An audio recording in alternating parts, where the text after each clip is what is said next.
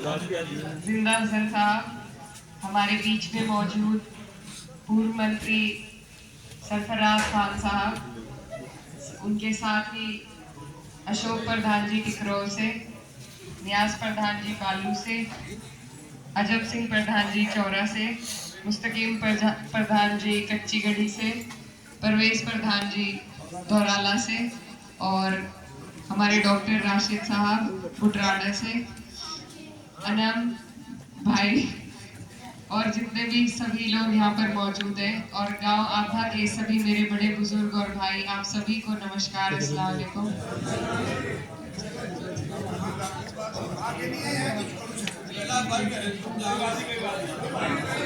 पहले तो मैं आपसे माफी चाहती हूँ कि हमें थोड़ी देर हो गई आने में, और आपका शुक्रिया अदा करना चाहती हूँ कि आप लोग यहाँ पर हमारे लिए इकट्ठा हुए हमारी बात सुनने के लिए। हम एक मकसद से आपके बीच में आए हैं। लोकसभा का चुनाव है, 19 तारीख है, साइकिल का निशान है और ये चुनाव बहुत महत्वपूर्ण है, बहुत अहम है आपके हमारे लिए, क्योंकि ये एक ऐसी सत्ता से हमारा चुनाव है जो 10 साल हमने देख ली, भुगत ली, और इसके बदलाव लाने का मौका हमारे पास इस चुनाव में है। आप अपना वोट, अपना कीमती वोट का इस्तेमाल कर सकते हैं सरकार बदलने में और बनवाने में, और ऐसी सरकार हमें बनानी चाहिए जहां आपकी हमारी सुनवाई हो, हमारी परेशानियों को कोई सुनने आए, उनका निस्तारण हो सके। ये जो सरकार है, इसे सिर्फ भेदभाव की राजनीति करनी आती है। ये हरियाणा में जाके जाट नॉन जाट को लड़वाती है, उत्तर प्रदेश में आके हिंदू मुस्लिम करते हैं, नीचे साउथ में जाके ये भाषाओं पर लड़ाई करवाते हैं। तो इनका काम सिर्फ लड़वाना है, काम की बात ये करते ही नहीं है। तो ऐसे लोगों को अपने बीच से हटाने का हमारे पास ये मौका है, और मैं बस यही कहना चाहती हूँ कि ये चुनाव बहुत अहम है। 5 साल के पूरी परेशानी झेलने के बाद ये मौका हमारे हाथ में है, और अगर हम चूक गए तो ये नहीं पता कि अगली बार हमें ये मौका मिलेगा या नहीं। और जो सरकार का नारा है,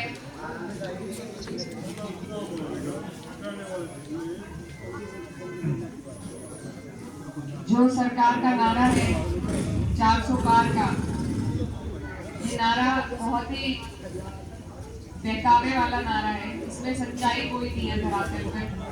भाजपा के किसी भी प्रत्याशी का अगर आप रिपोर्ट कार्ड उठा के देखेंगे, चाहे वो हमारे यहाँ के हो या बागपत के हो या मुजफ्फरनगर के हो, सभी ये लोग सिर्फ एक चेहरे पर वोट मांगते हैं, काम कुछ नहीं करते। लेकिन फिर भी ये जो नारा दिया गया है, अगर ये नारा इनका पूरा होता है तो ये सीधा सीधा हमारे संविधान के साथ छेड़छाड़ करेंगे।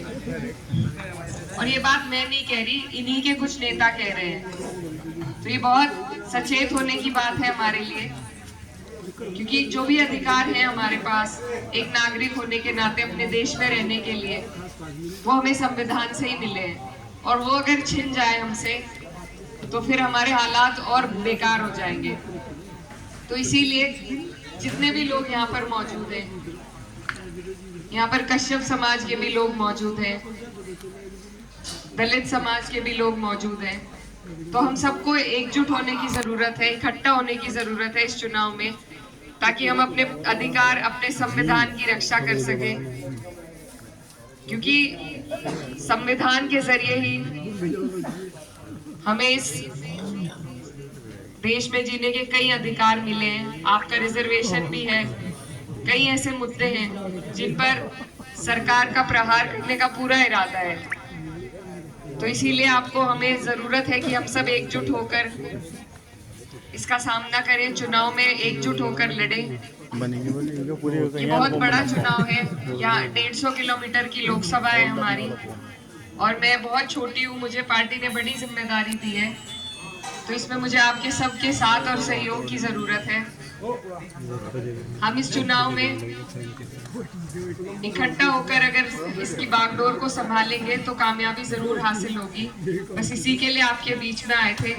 और ये चुनाव 19 को है, 10 या 11 में ईद हो जाएगी। तो आप लोगों से मेरी गुजारिश है कि जितने भी लोग बाहर गए हुए हैं उन्हें आप जब वो आए तो रोक कर रखें, क्योंकि खास तौर पर ध्यान हमें परसेंटेज बढ़ाने पर देना है और ये ही एक तरीका है जिससे हमारी परसेंटेज अच्छी खासी बढ़ जाएगी।